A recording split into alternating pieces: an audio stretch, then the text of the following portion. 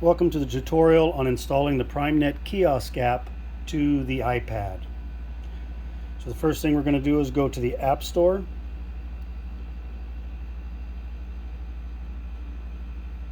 And in the search, I'm going to search for the Primenet Kiosk App. Just typing it out here so you can see, but I could just click right here as soon as it comes up, the Primenet Kiosk App. Click on that. And here it comes up, and there's a little cloud image right up here to the upper right.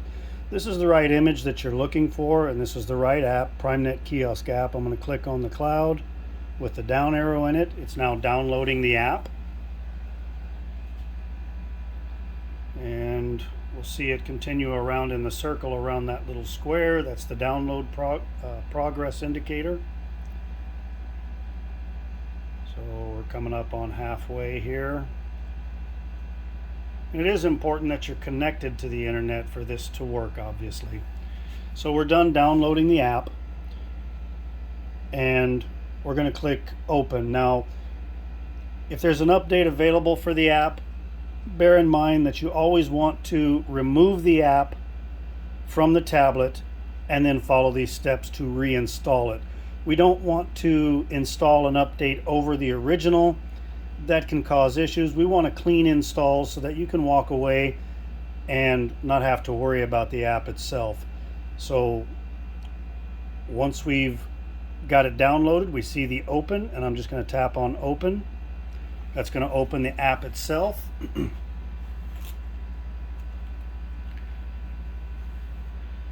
Would like to access the camera, we're going to need to click OK. If it asks for any other permissions, you do need to click OK, but really the camera for the tablet kiosk is the only thing that it needs.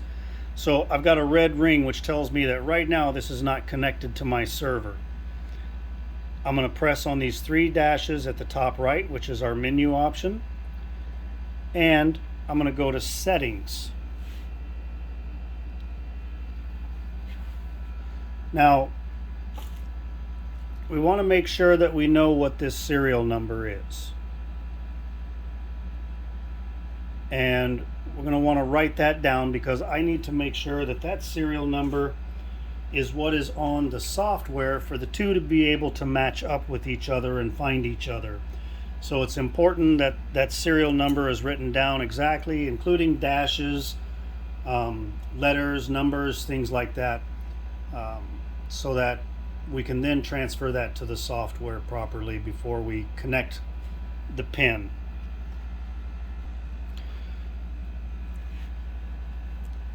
So this is the second time I've done this on this iPad today, and this serial number did change.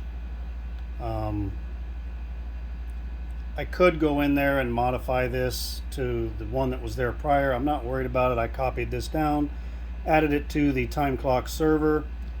That was a little bit easier and quicker to do. So for the time clock server, you will need your URL. And the URL needs to be exact. It does need to be HTTPS and then :// and whichever your URL may be. We're using the primenet9.primenettime.com.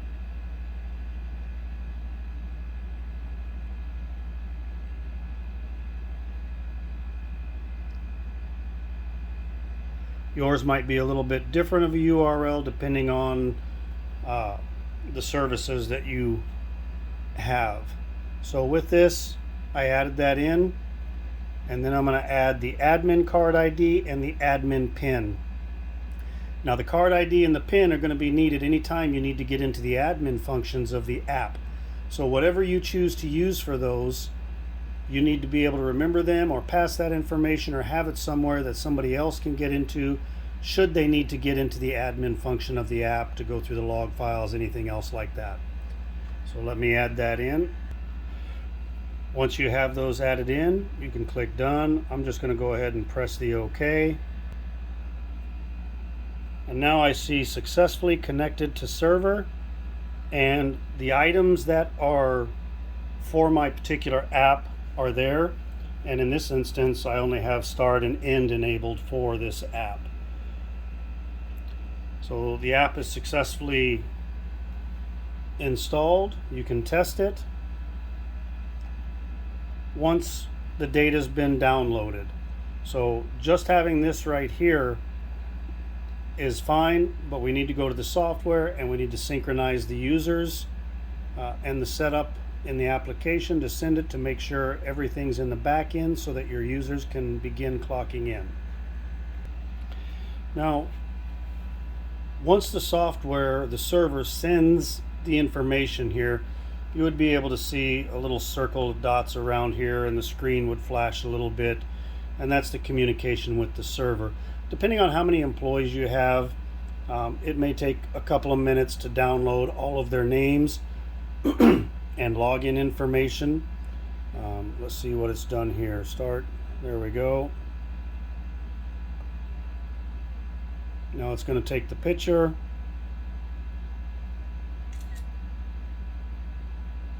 And down here is success. Punch accepted successfully. If I try again too soon, it should tell me it's a duplicate punch.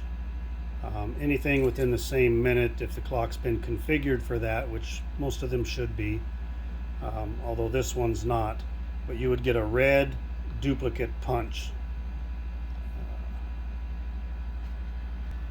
All right, we'll try that again.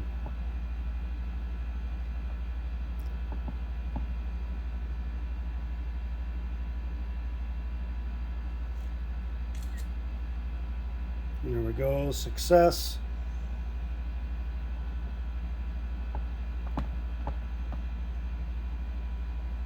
Down at the bottom, duplicated punch. So it's going to prevent me from clocking in until this turns to 214 because I have the duplicate punch value set to 1. So now we would be able to clock in or out from there. But that's the install of the iPad. The Android is very similar, except they don't call it an app store, they call it a Play Store. But you download the app just the same as if you were on the App Store in Apple, and the installation would be the same. The only real difference is the serial number for Androids don't typically have dashes and they're not as long. But thank you for watching, and I hope this helps.